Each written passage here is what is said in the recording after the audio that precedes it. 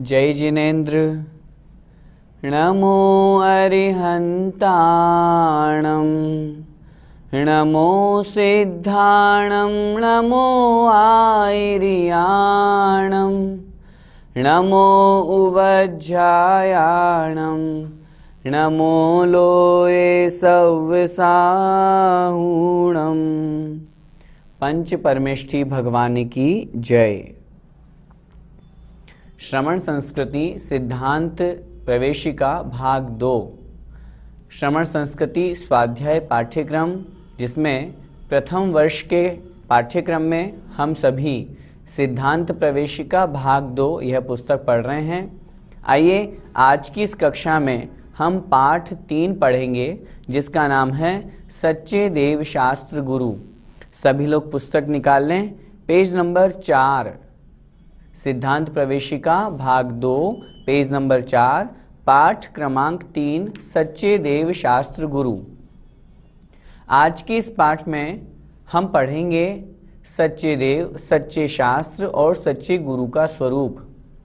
हमारे जीवन के ये 3 आधारभूत स्तंभ हैं। आचार्यों ने शास्त्रों में वर्णन किया, ये 3 सच्चे देव, सच्चे शास्त्र और सच्चे गुरु, ये हमारी आत्मा के कल्याण करने में निमित्त हैं। इसलिए इन देव शास्त्र गुरु के ऊपर हमें श्रद्धान करना चाहिए। लेकिन वे देव शास्त्र गुरु कैसे हों? उत्तर मिलेगा, सच्चे हों। सच्चे की क्या परिभाषा, झूठे की क्या परिभाषा, ये हम इस पाठ के माध्यम से समझेंगे। चूँकि हमारा जो मोक्ष मार्ग है उसमें सबसे पहला जो सोपान है वह है सम्यक दर्शन, और सम्यक दर्शन की पहली सीढ़ी है सच्चे देव शास्त्र गुरु पर श्रद्धान करना। और जब वह श्रद्धान बिल्कुल सच्चा होगा तो हम निश्चित रूप से सम्यक दर्शन को प्राप्त करेंगे ही करेंगे। आइए हम इनका स्वरूप समझते हैं। सबसे पहले देव का स्वरूप देखिए। देव का लक्षण, जो वीतरागी, सर्वज्ञ और हितोपदेशी होता है वह सच्चा देव कहलाता है। अरिहंत, तीर्थंकर, जिनेन्द्र परमात्मा और परमेश्वर आदि सच्चे देव के नामांतर हैं। सच्चे देव की परिभाषा में मुख्यतया 3 गुण यहाँ पर उपस्थित कर दिए, जो वीतरागी, सर्वज्ञ और हितोपदेशी हो। वीतरागी किसे कहते हैं? जो राग द्वेष से रहित होते हैं, जिनके पास न राग होता है न द्वेष होता है, वे वीतरागी कहलाते हैं। सर्वज्ञ, सब कुछ जानने वाले, और हितोपदेशी, जो हित का उपदेश देते हैं। पाठ में उन्हीं तीनों के लक्षण को समझाया जा रहा है, हम उसे समझते हैं। वीतराग का लक्षण, जो किसी वस्तु या प्राणी से राग अर्थात प्रेम तथा द्वेष अर्थात बैर, दुश्मनी नहीं करता, सबको समदृष्टि से अर्थात बराबर देखता है, तथा जिसमें 18 दोष नहीं होते हैं, उसे वीतराग कहते हैं। बहुत सुंदर परिभाषा यहाँ पर प्रस्तुत की। हम अच्छी तरह से यह निर्णय बनाएं, हमारे देव कौन, जिनके चरणों में हम समर्पित हो रहे हैं, जिन्हें हम भगवान मान रहे हैं, वे भगवान कैसे होने चाहिए? सबसे पहला विशेषण दिया, वे वीतरागी होना चाहिए। वीतरागी किसे कहा? जिन्हें किसी वस्तु से अथवा प्राणी से राग नहीं होता, मोह नहीं होता कि ये वस्तु मेरी है, ये भक्त तो मेरे दर्शन करने आता है, इसलिए मैं इसको अच्छा वरदान दूंगा, वो तो मेरी भक्ति ही नहीं करता, मैं तो उसका बुरा करूंगा। नहीं, वीतरागी भगवान ऐसे नहीं होते। वो किसी से राग भी नहीं करते, द्वेष भी नहीं करते। सिर्फ व्यक्ति ही नहीं, किसी वस्तु से भी नहीं। आचार्यों ने तो इतना तक कहा है, वीतरागी जिनेंद्र भगवान जब समो शरण में विराजमान होते हैं, वहाँ उस समो शरण की पूरी विभूति के वो स्वामी होते हैं। लेकिन आश्चर्य तो देखो, उस समो शरण की पूरी विभूति से वे जिनेंद्र भगवान, वे वीतरागी भगवान 4 अंगुल अधर आकाश में विराजमान होते हैं, अधर में विराजमान होते हैं। नीचे सारा का सारा समोषण का वैभव है, लेकिन उसको स्पर्श भी नहीं करते। उन्हें उस वस्तु से, उस समोषण से भी राग नहीं है, क्योंकि वे वीतरागी हो चुके हैं। इसलिए देव तो वही होगा, भगवान तो वही होगा जो राग से रहित हो, द्वेष से रहित हो। जिसमें राग हो, जिसमें द्वेष हो, वह भगवान कैसे हो सकता है? हम और आप रागी द्वेषी हैं।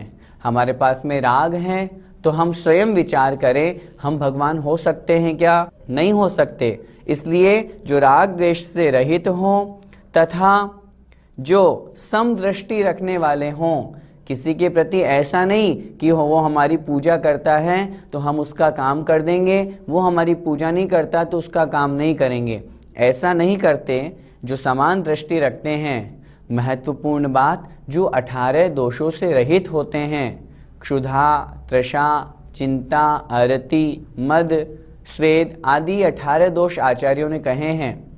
क्षुधा अर्थात भूख लगना, जिन्हें भूख प्यास की बाधा नहीं सताती।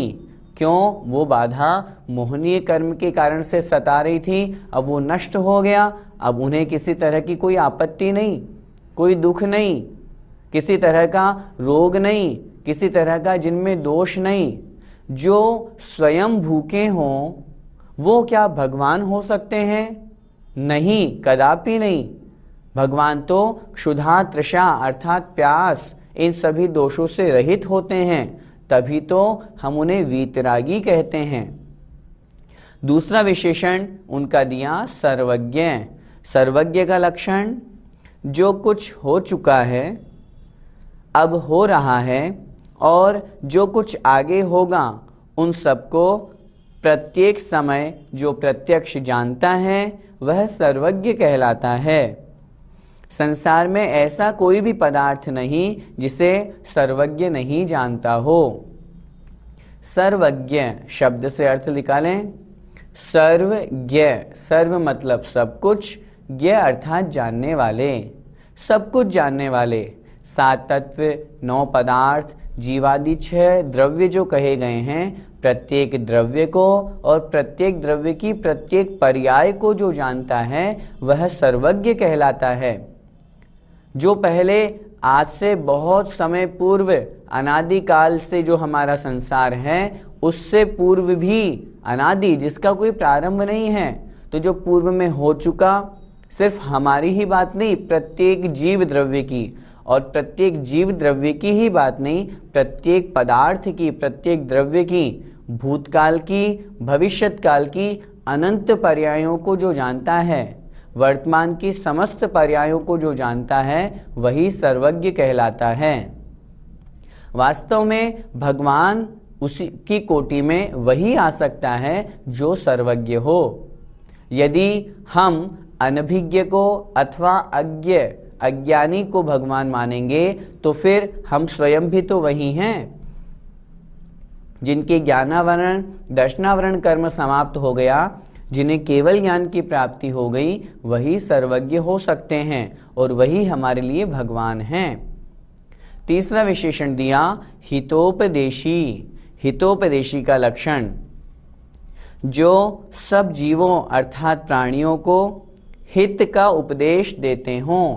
हित अर्थात संसार से पार होने का उपदेश देता है, उसे हितोपदेशी कहते हैं। हित उपदेशी, हित का उपदेश देने वाले।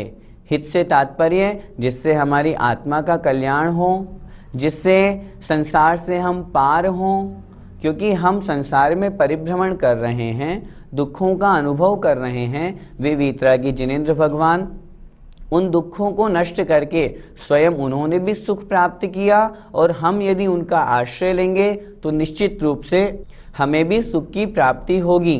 तो इसलिए जो हित का उपदेश देते हों वे हितोपदेशी कहलाते हैं। जिनमें ये 3 गुण विद्यमान होते हैं वास्तव में वे ही देव हैं, जिन्हें हम सच्चे देव कहते हैं। यदि इन 3 गुणों में से वीतरागी गुण को हटा देंगे तो फिर भगवान की भगवत्ता नहीं बन पाएगी, फिर वह हमारे लिए भगवान नहीं हो सकते। बहुत सिंपल तरीके से हम समझें, भगवान किसे कहते हैं? जो गुणों से युक्त हों। लोक व्यवहार में देखें, हम अपना आदर्श, अपना आइडियल किसे बनाते हैं? जो हमसे महान होता है, जो हमसे अधिक गुणवान होता है, हम उसे ही अपना आइडियल बनाते हैं। निश्चित रूप से हम अपना लक्ष्य बनाते हैं, हमें इनके जैसा बनना है। क्यों? क्योंकि उनमें वो गुण हैं, उन गुणों से हम आकर्षित हुए और हम उनके जैसा बनना चाहते हैं। हम यही चीज़ भगवान में लगाएं। हमारा लक्ष्य क्या है? हम भी भगवान बनना चाहते हैं, हम भी सिद्ध अवस्था को प्राप्त करना चाहते हैं, हम भी राग द्वेष से छूटना चाहते हैं। तो वो जो गुण उनमें विद्यमान हैं वो गुण हम में भी प्राप्त हो, ऐसी भावना के साथ में हमने उनको भगवान माना। यदि संसार में जो मिथ्यात्वी देवी देवता हैं, यदि हम उनको भगवान मानेंगे तो फिर हम विचार करें कि क्या वो भगवान की कोटि में आएंगे? आचार्यों ने अनेक प्रकार से शास्त्रों में उदाहरण देकर के समझाया है। जे राग द्वेष मल कर मलीन, वनिता गदादि जुत चिन्ह चीन, ते हैं कुदेव तिनकी जुसेव, शठ करत न तिन भव भ्रमण छेव। छेड़ाला की पंक्तियां हैं ये। इसमें लिखा है जो राग द्वेष रूपी मल से मलिन होते हैं, जो स्त्री, शस्त्र, अस्त्र, पुत्र आदि चिन्हों से पहचाने जाते हैं, वे कुदेव कहलाते हैं। और जो इन कुदेवों की, खोटे देवों की पूजा अर्चना करता है वह मूर्ख है, संसार में परिभ्रमण करता है। इसलिए हमें क्या करना है? हमें सच्चे देव का स्वरूप समझना है। हम सच्चे देव के स्वरूप के साथ में उनसे विपरीत जो मिथ्या देव हैं उनको भी समझें, क्योंकि बिन जाने ते दोष गुणन को कैसे तजिए गहिए। यदि हम दोषों को नहीं जानेंगे, गुणों को नहीं पहचानेंगे, तो हमें क्या ग्रहण करना है और क्या छोड़ना है इसका ज्ञान कैसे होगा? इसलिए सच्चे देव के साथ साथ हमें मिथ्या देव के बारे में भी समझना है, ताकि हम मिथ्या देव को छोड़ सकें और सच्चे देव को ग्रहण कर सकें। मैं फिर निवेदन करना चाहता हूँ, यह हमारी कक्षा बहुत महत्वपूर्ण है, हमारे जीवन को परिवर्तित करने वाली है। हम संसार में परिभ्रमण कर रहे हैं अनादिकाल से। क्यों कर रहे हैं? उसका सबसे बड़ा कारण क्या है? आचार्यों ने कहा मिथ्यात्व, मिथ्या दर्शन। मिथ्यात्व किसे कहते हैं? रागी द्वेषी, मिथ्या देवी देवताओं को पूजना, उनकी मान्यता रखना, यह मिथ्या दर्शन कहलाता है। मिथ्या दर्शन के कारण ही हम संसार में भटक रहे हैं, दुखों को प्राप्त कर रहे हैं। जब वह मिथ्या दर्शन हट जाएगा और सम्यक दर्शन आ जाएगा तो दुख समाप्त होकर के हमारे जीवन में सुख का प्रवेश होगा। हम सुखी तो चाहते हैं, हर व्यक्ति सुखी होना चाहता है। जब सुखी होना चाहता है तो फिर क्यों नहीं मिथ्यात्व का त्याग करता? सम्यक्त्व को ग्रहण करने का प्रयास क्यों नहीं करता? सम्यक्त्व की सीधी सी परिभाषा सच्चे देव शास्त्र गुरु पर सच्चा श्रद्धान करना, इसे सम्यक दर्शन कहा आचार्यों ने। इसलिए मिथ्यात्वी देवी देवताओं का त्याग करना, यदि हमारे घरों में उनकी मान्यता बनी हुई है, आज ही छोड़ दें। रागी द्वेषी देवी देवता जो स्वर्ग के व्यंतर भवनवासी देवी देवता हैं, वे भी भगवान नहीं हैं। अरे मैं तो ये कहना चाहता हूँ, उनसे तो हम अच्छे हैं। वे तो 24 घंटे अस्त्र शस्त्र अपने पास में रखे हुए हैं, अपनी पत्नी को अपने साथ में रखे हुए हैं। हमारे और आपके पास तो वो भी नहीं है कि हम 24 घंटे हर चीज़ अपने साथ में रखते हों। रागी द्वेषी देवी देवता जो स्वर्ग के देवी देवता हैं, सरागी देव हैं, वे तो संयम का पालन भी नहीं कर सकते। हम और आप तो अष्टमी, चतुर्दशी, अष्टानिका, 10 लक्षण इन पर्वों में ब्रह्मचर्य व्रत को धारण करते हैं, रात्रि भोजन का त्याग करते हैं, हमारे तो संयम है, पानी छानकर पीते हैं। तो इस तरह के संयम की अपेक्षा हमसे कई गुना वो नीचे ही हैं, वो हमारे भगवान कैसे हो सकते हैं? मैं आपसे सिर्फ इतना सा निवेदन करना चाहता हूँ, सच्चे देव के स्वरूप को अच्छी प्रकार से समझिए। जिनमें ये 3 गुण हो वे ही सच्चे देव हैं। यदि ये तीन गुण नहीं हैं तो वे सच्चे देव की कोटि में नहीं आ सकते, चाहे वो कोई भी हो। हम किसी को भी भगवान नहीं मान लें। बहुत से लोगों की मान्यता देखी, अरे नहीं, ये 2400 भगवान तो हमारे हैं ही और अन्य देवी देवता भी, हम तो उनको भी मानेंगे। ऐसा नहीं, हमारा सम्यक तो सुरक्षित नहीं रहेगा। वो जब अन्य देवी देवता भगवान है ही नहीं तो हम उन्हें भगवान क्यों माने? अगर वो भगवान की कोटि में हो, मैं कह रहा हूं वीतरागी, सर्वज्ञ और हितोपदेशी, इन 3 गुणों में उनमें कौन सा गुण विद्यमान है? कोई सा भी गुण नहीं है। क्या वो रागी द्वेषी देवी देवताओं में वीतरागता है? क्या वो सर्वज्ञ हैं? क्या उनका ज्ञानावरण कर्म नष्ट हो गया? क्या वो हित का उपदेश देते हैं? अरे हम स्वयं विचार तो करें, जब उनमें वो गुण है ही नहीं फिर वो भगवान की कोटि में कैसे आ सकते हैं? वो सच्चे देव कैसे हो सकते हैं? और जो सच्चे देव नहीं हैं, हम उनकी पूजा अर्चना क्यों करें, कैसे करें? हम सच्चे देव के स्वरूप को समझ रहे हैं, अच्छी प्रकार से समझ करके हमें मिथ्या देवी देवताओं की मान्यता को आज ही छोड़ देना है, अलग कर देना है। तो क्योंकि वह मिथ्यात्व है और हम सम्यक्त्व की चर्चा कर रहे हैं।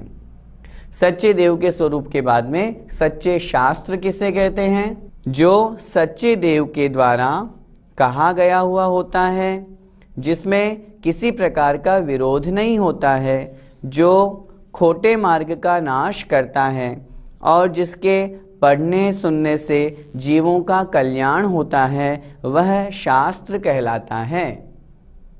यहाँ पर शास्त्र, जिन वाणी, इनकी विशेषताएं बतलाई। जो सबसे पहला विशेषण दिया, सच्चे देव के द्वारा उपदेशित हो। शास्त्र, आगम जिसे हम कहते हैं, वो सच्चे देव के द्वारा कहा हुआ होना चाहिए। यदि अन्य किसी के द्वारा कहा हुआ होगा तो हो सकता है उसकी बातें सच हो या नहीं हो, लेकिन सर्वज्ञ देव के द्वारा यदि कहा हुआ है तो उसमें किसी प्रकार का कोई भी गलत होने की गुंजाइश ही नहीं है। क्यों नहीं है? क्योंकि वह सर्वज्ञ देव ने लिखा है, सर्वज्ञ देव ने कहा है। सर्वज्ञ, सब कुछ जानने वाले। जो सब कुछ जानने वाले होंगे, जो वीतरागी होंगे, वो क्यों व्यर्थ में झूठी बातें बोलेंगे? उन्हें किसी से राग द्वेष नहीं है तो वो निष्पक्ष बोलेंगे। अगर कोई वस्तु या किसी वस्तु का ज्ञान नहीं हो तो विचार भी करें। वो तो तीनों लोकों को और तीनों लोकों के बाहर जो आलोक है उसको भी एक समय में एक साथ जानते हैं।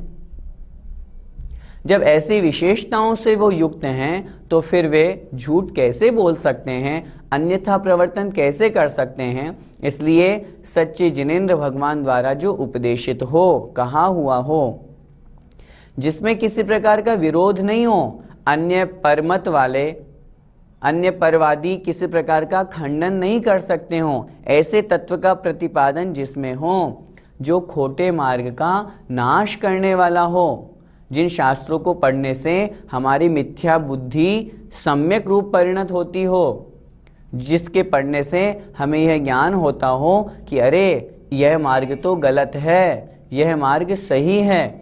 इस प्रकार का जो ज्ञान होता है वो सच्चे शास्त्रों के माध्यम से होता है। आचार्य प्रणीत पूर्वाचार्यों के द्वारा जो रचित ग्रंथ हैं वे सच्चे शास्त्र कहलाते हैं, जिनके पढ़ने से, सुनने से जीवों का कल्याण होता है। हम और आप अपनी आत्मा का कल्याण करने के लिए बैठे हुए हैं, और वह किससे होगा? जब हम जिनवाणी का स्वाध्याय करेंगे।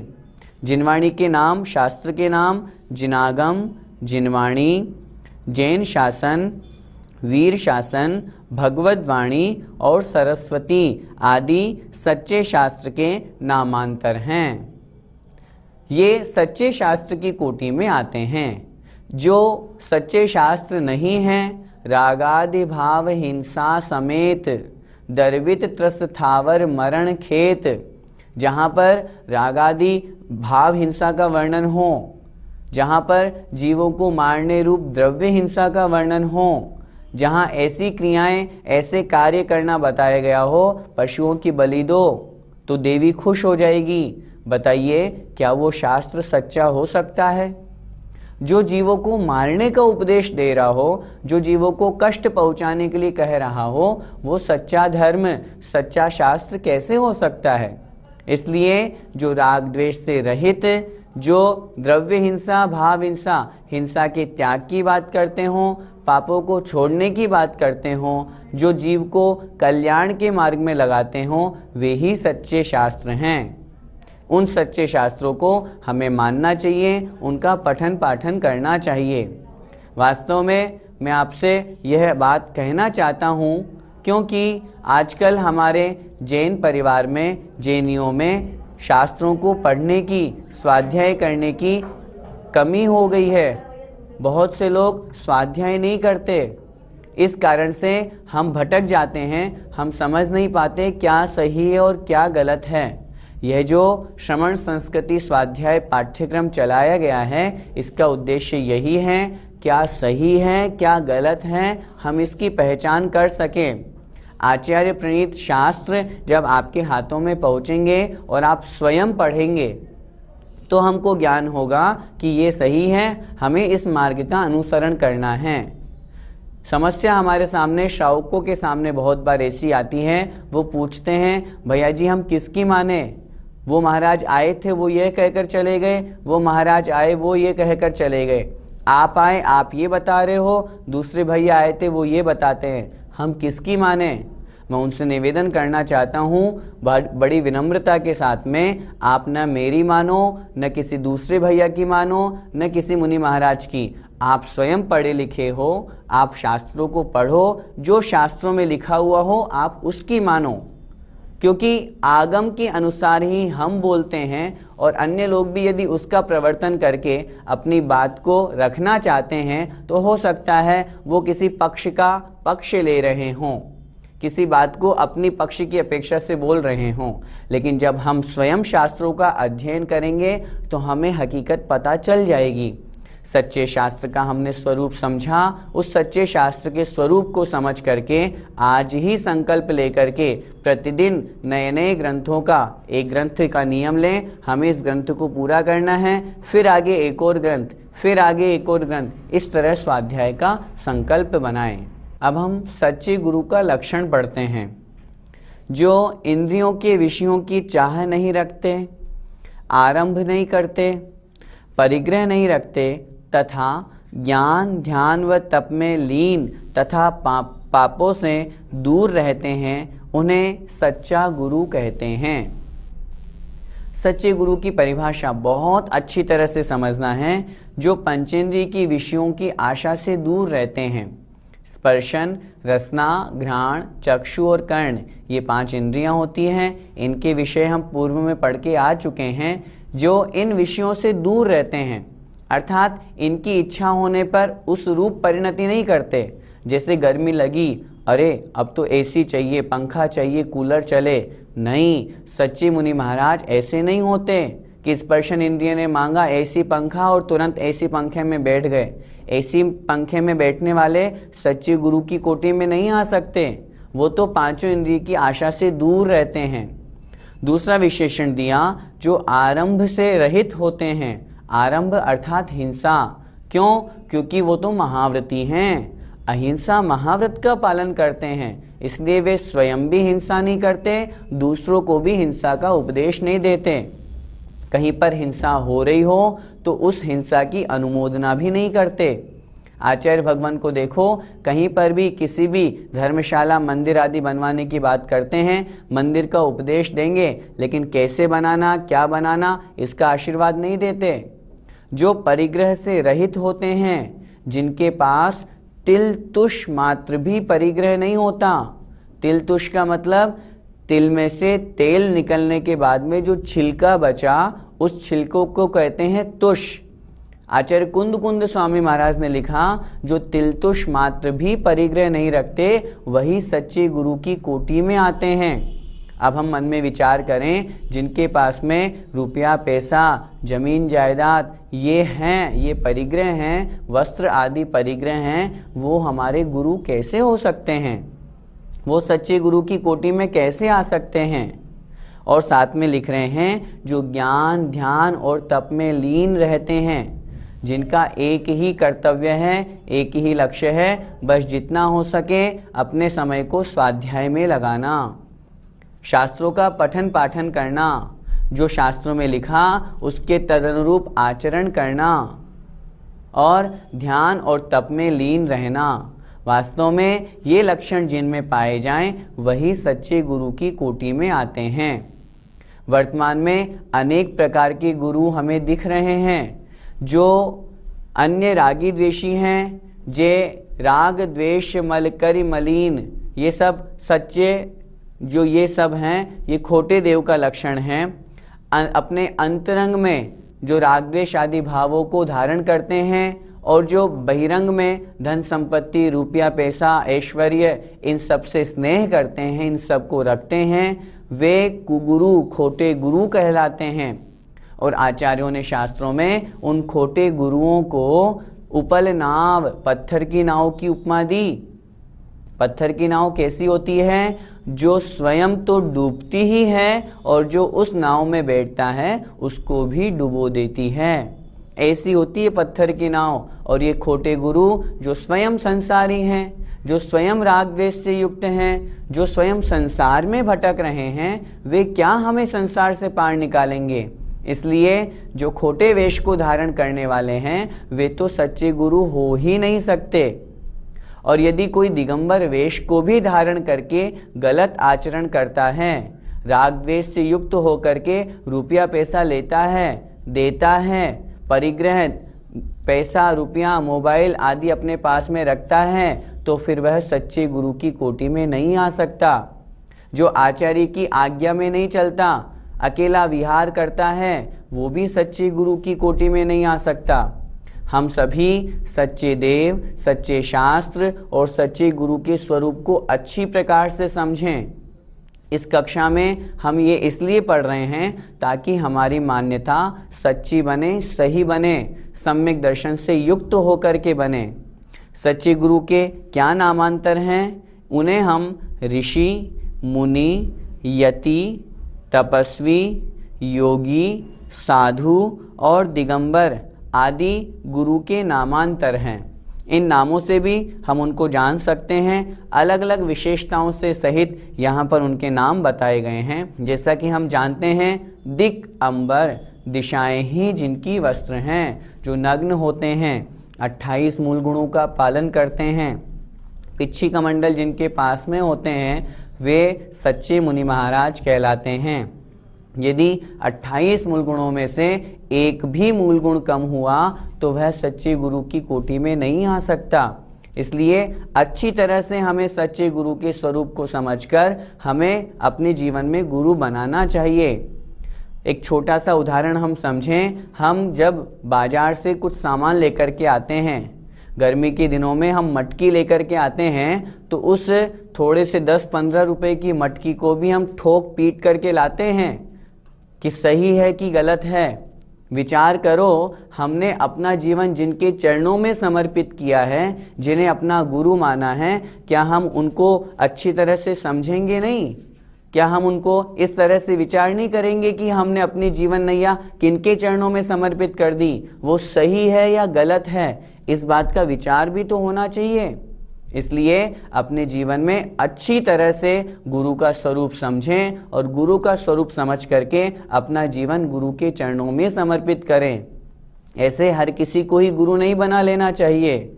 गुरु का स्वरूप समझ करके सच्चे देव, सच्चे शास्त्र और सच्चे गुरु जो हमें सन्मार्ग पर लगाए, जो स्वयं मिथ्या मार्ग में फंसा हुआ है, जो स्वयं मिथ्या देवी देवताओं की खुद पूजा करते हैं, अपने भक्तों से कराते हैं, श्रावकों से कराते हैं, खुद रागी द्वेषी सहित होकर के रुपया पैसा धन संपत्ति इकट्ठा करते हैं, भक्तों से मांगते हैं, तो फिर वो सच्चा गुरु कैसे हो सकता है? हम स्वयं विचार तो करें। इसलिए सच्चे देव, सच्चे शास्त्र और सच्चे गुरु का अच्छी तरह से स्वरूप समझ करके अपने जीवन में सम्यक दर्शन की मान्यता बनाएं। सच्चे देव वीतरागी जिनेंद्र भगवान हमें बड़ी अनुकंपा से, कृपा से प्राप्त हुए हैं। उनके द्वारा उपदेशित जो जिनवाणी है, आचार्य प्रणीत शास्त्र हमें प्राप्त हुए हैं। उन शास्त्रों को भी अच्छी तरह से देखें। वर्तमान में कुछ लोगों के द्वारा बाहर आचार्य कुंद स्वामी महाराज के लेबल लगा है और अंदर व्यर्थ की बातें, निश्चय परक बातें, एकांत मत को पुष्ट करने वाली बातें रखी हुई होती है। हमें उन शास्त्रों का पठन पाठन नहीं करना चाहिए। वे सच्चे शास्त्र की कोटि में नहीं आते।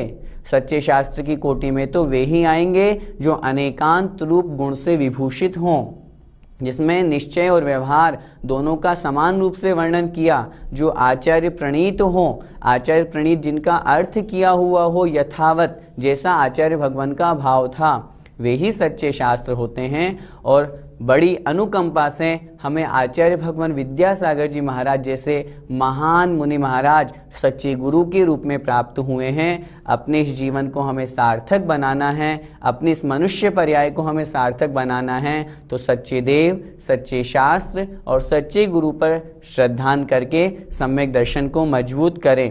इस पाठ से हमें क्या शिक्षा मिलती है? इसके पहले एक पंक्ति, अपने शिक्षक को शिक्षा गुरु कहा जाता है और साधु मुनि को सच्चा गुरु कहा जाता है।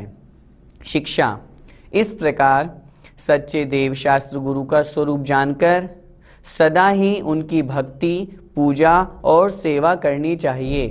किंतु रागी, द्वेषी, मिथ्या देवों व साधुओं को कभी भी नहीं पूजना चाहिए। उनके चक्कर में नहीं पड़ना, उनसे दूर ही रहना। भगवान के मंदिर में जाकर कल ही जिनेंद्र भगवान के सामने संकल्प ले लेना, आज से मैं रागी द्वेषी मिथ्या देवी देवताओं को, खोटे गुरुओं को, खोटे शास्त्रों को, खोटे धर्म को पूजने का त्याग करता हूँ आजीवन। और हम सिर्फ सच्चे देव शास्त्र गुरु की ही पूजा करेंगे, उन्हीं को मानेंगे, उन्हीं की सेवा करेंगे। अनाचार, शिथिलाचार, शिथिलता तथा विषय कषाय बढ़ाने वाले मिथ्या शास्त्रों को नहीं पढ़ना चाहिए। यदि हम इस पाठ को अच्छी तरह से पढ़ करके अपने जीवन में उतारेंगे तो हमारे जीवन से मिथ्यात्व दूर होगा, सम्यक्त्व का आगमन होगा, जो हमारे जीवन के लिए बहुत बड़ी उपलब्धि है। हम सभी सच्चे देव, सच्चे शास्त्र और सच्चे गुरु के स्वरूप को समझकर उस रूप आचरण करें, सम्यक दर्शन को दृढ़ करें। ऐसी मंगलमय भावना के साथ जय जिनेंद्र।